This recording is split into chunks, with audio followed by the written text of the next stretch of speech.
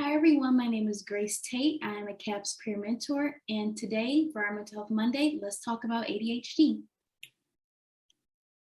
So what is ADHD? A common definition for it, if you just Google it, states that ADHD is a chronic condition including attention difficulty, hyperactivity, and impulsiveness. Now, while this is a standard definition, ADHD does range into more symptoms, such as, which we'll get into a little later, but there's also 9 types of ADHD, but the 3 types that are commonly discussed are predominantly inactive ADHD, so this is inattention, procrastination, hesitation, and then there's predominantly hyperactive impulsive ADHD, which is problem paying attention, excessive activity, or difficulty controlling behavior. And then the third most common type is combined type ADHD, which is hyperactivity, inattentiveness, and impulsive. So for this presentation, I'll kind of be talking about like the standard ADHD we typically hear, but I do encourage everyone to go and research more about ADHD and the different 9 types. So why is it important to talk about ADHD? Number one, more inclusivity. A lot of people have ADHD. Is something that is common. So through being more inclusive, this can create community building, normalizing it more, and just letting people know that they don't have to be alone when going through ADHD.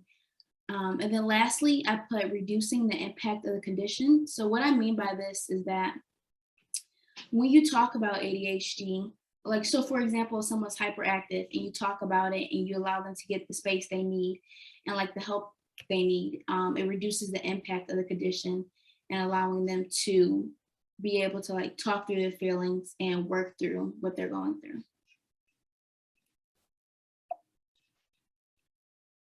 So ADHD symptoms, I listed a few here, but there are way more symptoms of ADHD. It's so important to note that ADHD doesn't look the same in everyone. And while someone may be fidgety, for example, one day, they don't have to be fidgety and the next, maybe they are more fatigued the next day. So while ADHD can have persistent symptoms in a person, it may change as well. So again, I have fidgety, fatigue and sleep problems, hyperactivity, persistent repetition of words or actions. This can also include like eating a certain food constantly or doing a certain action constantly. It's just like the persistent repetition of it. Also boredom, excitement, mood swings. I have excitement listed twice. Difficulty focusing, forgetfulness, short extension span, and then absent-mindedness. So I also wanted to know, just because you might have one of these symptoms doesn't mean you have ADHD, but if it's something that's persistent and kind of interfering with their day-to-day behavior, then that might be something you want to talk about with a provider or a therapist. So how to help those with ADHD. So in this presentation, we'll be talking about like how to help yourself if you have ADHD or you think you have ADHD, and then also how to help someone else that has ADHD. So being patient, listening to the person, encouraging them, communicate. And then my favorite point is don't parent. So I actually got these tips off of another website and I put the references at the end. But what I mean by don't parent is, well, the website gives the example. So avoid saying something to a person such as, I can't believe you didn't finish. We agreed you get all your chores done today. You could have finished it if you stopped daydreaming. I guess we'll just take care of them now. Instead, say to the person, we did a great job today. We finished almost everything on our list. I really want to enjoy our time off. So why don't we get up early to wrap up the last few together? So just how you notice, like with avoiding blaming the person, because it's not necessarily something that they can control, perhaps. They did the best they could, and then encouraging them and allowing them to say like, we could do this again with each other tomorrow, and it's okay that we didn't do it today. So yes, that's what I mean by don't parent. And then what not to say, having ADHD isn't an excuse. Everyone gets distracted sometimes. If you can focus on the fun things, you can focus on work. You'll outgrow ADHD, and then nobody needs to know you have ADHD.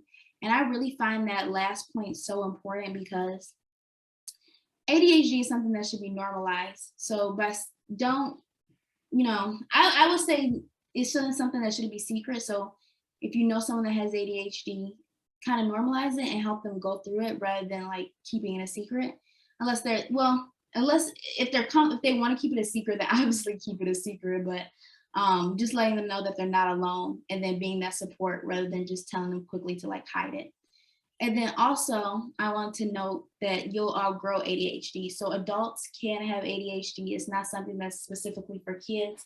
So, you know, if you have a child or you have a niece or a nephew, and you see they're being hyperactive, that's not something that they necessarily can outgrow as they get older. You know, it's common adults. So if you're an adult and you think you're seeing some of the symptoms that we discussed in the PowerPoint, and you think this is something that was really relevant to you as a kid, then it might be something you want to check on. So next, how to help yourself. So giving yourself room to learn and breathe, reaching out for help, so to family, friends, different support groups, CAPS. So if you're a student on campus, CAPS resources are free. Reaching out to the disability office, so you can get more time on tests if that's something you need. You know, if you're having difficulty focusing, definitely reach out for help. Cognitive behavioral therapy, counseling, family therapy, and if you want, medication is also a way to help with ADHD. So let's debunk the myths. So one myth is people with ADHD need to try harder. As we discussed in the previous slides, this is not something that is just common. You can't, for example, I'm not the best at math. So if someone told me just try harder, be better at math, that's not really helping or solving anything. So similar to ADHD, don't say that to a person with ADHD. Only boys have ADHD. This can lead to misdiagnosis. So if you know a girl is more hyperactive, or I would say if a boy is more hyperactive, and a parent might think, oh, they're just hyper, it's not ADHD. Well, that may not be the case, so you might want to get it checked out if your kid is hyperactive. Or if it's a girl, you know, they're hyperactive, a parent might think, oh, that's only something that boys have. So it's not true. Girls, boys, however you identify it, can all have ADHD. And then all kids with ADHD are hyperactive. Again, not everyone's ADHD looks the same. So just because your kid isn't hyperactive, but they might be listing some of the other symptoms, they might have ADHD. And same with adults as well. Adults can't have ADHD. Again, that's a myth. And then ADHD is a result of bad parenting. So this is beyond not true. A lot of people think that because their kid might have ADHD or they're hyperactive all the time or experiencing other symptoms, and that means they're a bad parent. No, that doesn't mean you're a bad parent. It's just a symptom of ADHD, and it's completely normal for the kid to have if they have it. And then here are just a few links where I got my information from. And then lastly, of course, CAPS resources. So here we have our number, our webpage, our email. So if you want to receive help, you might, or you think you have ADHD, or you know you have ADHD, you want to receive further help in talking with this through someone, definitely reach out. Again, it's completely free to students. This is what we're here for. There's also other wellness committees, so and peer mentor clinics and clinical services. So every Monday, there's presentations like this, not necessarily centered around ADHD, but different topics surrounded by wellness. So definitely come back, and thank you for watching.